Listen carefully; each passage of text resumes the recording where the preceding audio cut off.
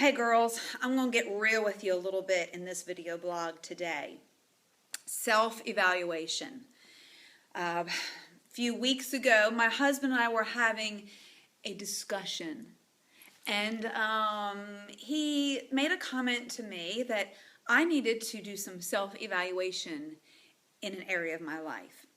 And I said to him very confidently, well, I know how to do self-evaluation, so I will. So we've moved past that, and we've gotten things right. But what that did is it really made me think about self-evaluation, and do we really know how to do self-evaluation? I don't know that we do.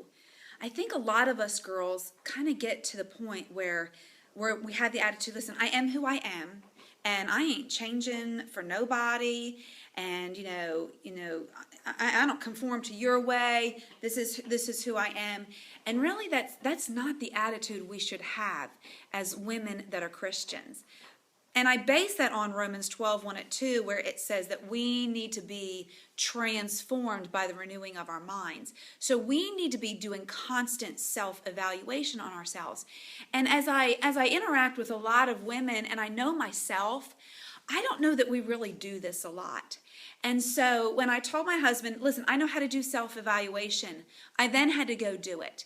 And what you have to do in self-evaluation is you just have to take a moment, and maybe sometime it's a few moments, and just get by yourself and get with the Lord and just start asking the Lord, what are the blind spots? What do you say about this area of my life? Is there an area of my life that I need some adjustment in, and I need a mind change about this? What I think we don't realize, girls, is that we have formed opinions, thoughts, and beliefs about things from so many different avenues and perspectives, just how the way we were raised. I often give this story when I teach on this, but I was raised, and this is a crazy thing, but it makes you realize how we form the way we do things based on how we were raised. We were raised that when we sat down at dinner, my mom put out the food and put out a drink, and she would either have like water or sweet tea or lemonade, something like that. And I remember going to a friend's house.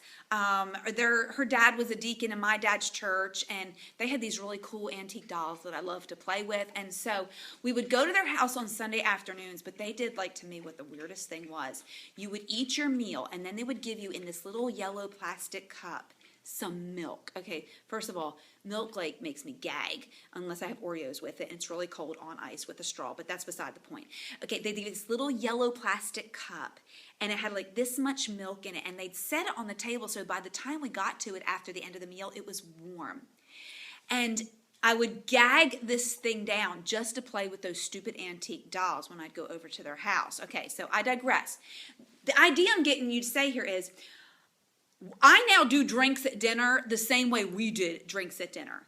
But this family did it completely different. And the weird thing is, it was so normal to them. Like, I'd watch them, like there was like 5 of them in the family, and they just got their little glass of warm milk and drank it, and it was so weird to them. Me, I'm like, this is the weirdest, most bizarre thing.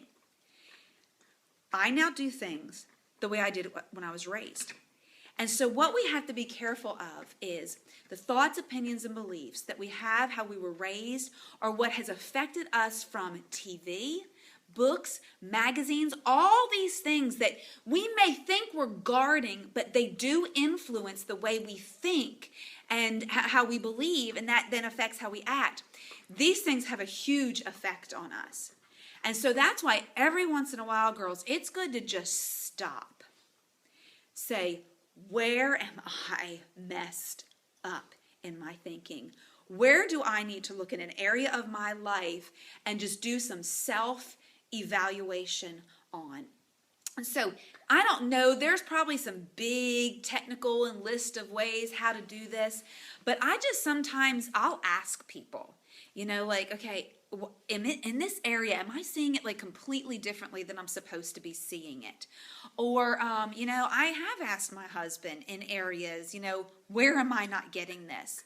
Because listen, I can be very adamant and very just strong-willed about something in my life, and I can be very blind about it. So I'm just going to challenge you, and I just like to challenge you to do things, just to keep yourself in that process of growing spiritually and becoming Christ-like. What is an area of your life that could use some self-evaluation? Just really sitting and asking the Lord, where am I not thinking right? Where is my blind spots?